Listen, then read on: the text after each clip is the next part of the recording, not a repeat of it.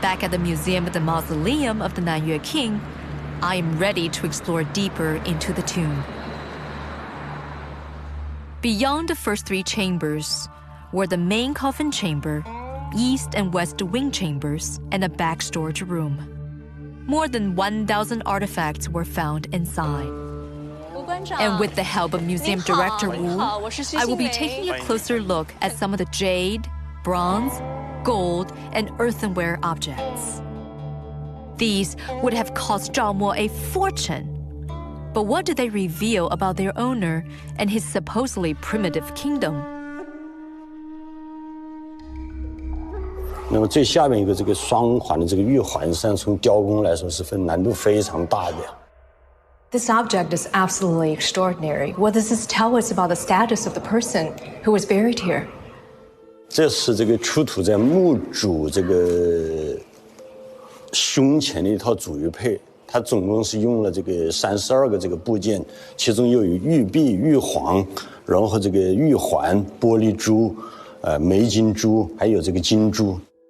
非常精致，你看这上面这个玉璧，这个下角开了2只这种龙形，那么这个中间的这个比较大的这个玉璧，中间是一条龙，两边是各站立这个凤凰，也展现了这个2000年中国这个社会叫做以男性为中心的这种社会特点。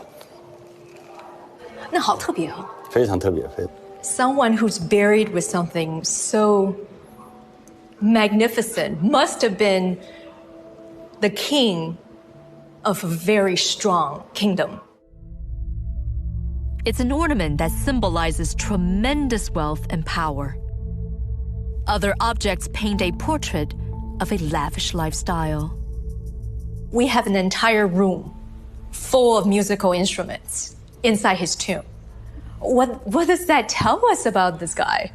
在这个南越王墓出土了，包括这个钩吊啊、编钟啊、十边磬啊，比较这个独特和精致，就出了这个瑟和这个琴的一些这个叫构件。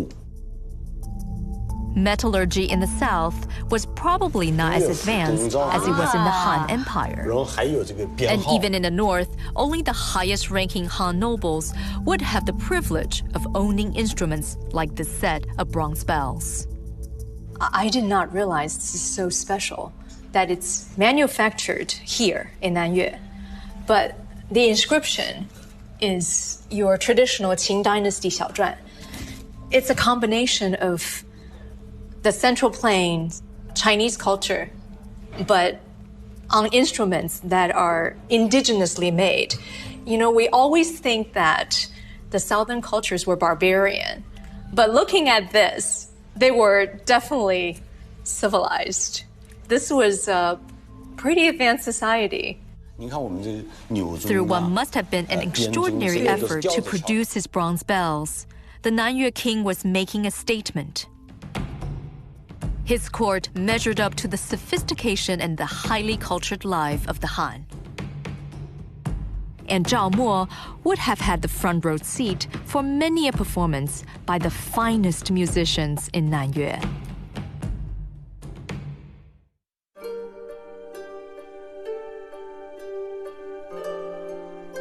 But while the Han spurned human sacrifice, Zhao Mo continued the ancient tradition, as well as taking the lives of concubines and servants. At least one of his favorite musicians was forced to follow him into the grave. 在南越王墓，它有个叫东耳室的地方，里边出土了成批的这种乐器，而且在里边还殉葬了一位这个年轻的这个乐师，表明了这个南越王对乐器的这个钟爱。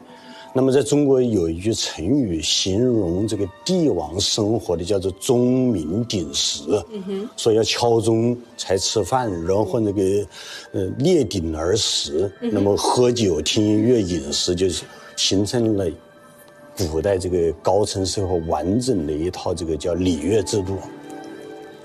Definitely fit for a king. He enjoyed tremendous pleasure in his life and in the afterlife. And there's evidence that Zhao Mo loved his food as much as his music, sharing a culinary obsession that lives on today in southern China. 是啊，对吃是那个举世闻名的，是这个叫无以复加了。More than 50 exquisite cooking implements have been excavated from the Nanyue King's tomb. 这一件是是煎的，如果你们在广州有机会，建议你们去喝一次早茶。广东人叫煎马蹄糕啊、萝卜糕啊，下面放炭火，就是这种东西。那么还有一道菜，广东叫白切鸡嘛，那个鸡，清蒸之后就切成块蘸那个姜汁。那么这个东西就是2000年前磨那个生姜的那个器具，咱们叫姜叉，一模一样。现在咱们泡萝卜丝到现在还在用。那么这个鼎一方面是反映了这个墓主人身份的这个高贵，咱们叫钟鸣鼎食了；另一方面也反映了这个广东人的这个饮食这个传统。在南越王墓就出土了大量的这个海龟啊、海贝啊、荷花雀啊、鸡蛋呐、还有蚬啊、蚝啊这个等等这个东西。真的什么都吃。哎，对，就表明了这种喜欢。